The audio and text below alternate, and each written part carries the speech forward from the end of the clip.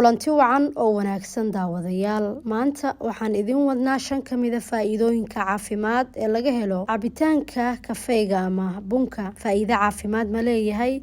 ma laga yaabaa inaad tamar iyo firfircooni dheeraad aad ka hesho ilaa heerkee ayaad la cabi karaa? warbixintan ayaan kugula wadaagi doonaa. mahadsanid. saynisyahan lagu magacaabo Nicole Shabrook oo ku takhasusay arrimaha cuntada ayaa eegay waxa keenay sheegashada caafimaad ee cabitaanka kafeega ama bunka.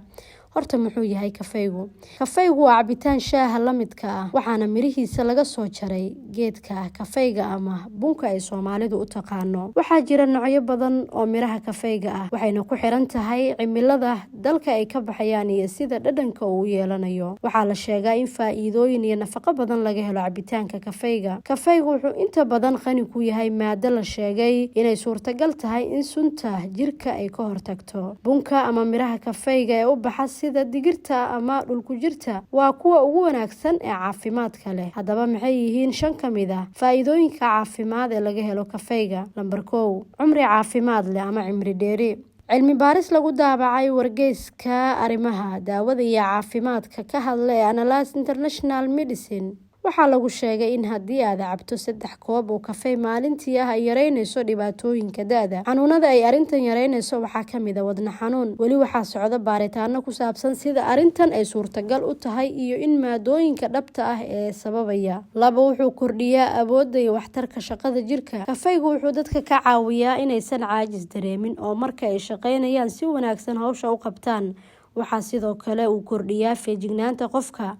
kafeega marka la cabo wuxuu dhex galaa xididada kadibna wuxuu usii gudbaa maskaxda oo hurdada ayuu ka wada kiciyaa. waxayna taas xoojin kartaa xusuusta, xifdinta iyo feejignaanta qofka. waxaa sii dheer firfircoonida shaqada, balse waa marka aan la iska badinin kafeega cabitaankiisa. wuxuu xoojinayaa kiimikada waa lambar 3 ee jirka ku jirta ee sifaysa inta badan sunta jirka. cilmi baaris ayaa lagu ogaaday in kafeega uu xakameeyo cayilka iyo isku dheelitirnaanta jirka isagoo kordhinaya awoodda kiimikada taasoo laga helo kelyaha bini'aadanka. wuxuu sidoo kale kabaa dufinta jirka. cilmi baarayaasha ayaa waxay mala awaaleen inay suurtagal tahay in kafeega lagu daweyn karo cayilka xad dhaafka ah, inkastoo baaritaano dheeraad ah loo baahan yahay.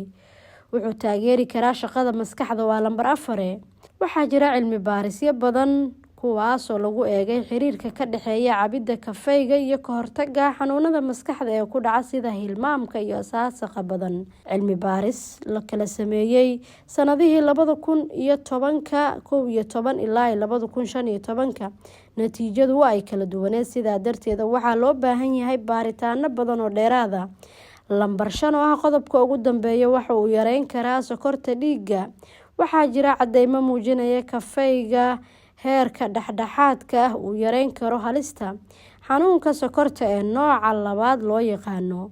inkastoo cilmi baaris dheeraad ah loo baahan yahay, haddana waxaa intaasi dheer in weli la arko dad badan oo qaba xanuunka sokorta ee haddana caba kafeega balse aan isbedel lagu arkin. haddii aad daawatay muuqaalkan, waxaan kaa codsanaynaa inaad saaxiibadaada la wadaagtid si ay uga faa'iidaystaan. mahadsanidina.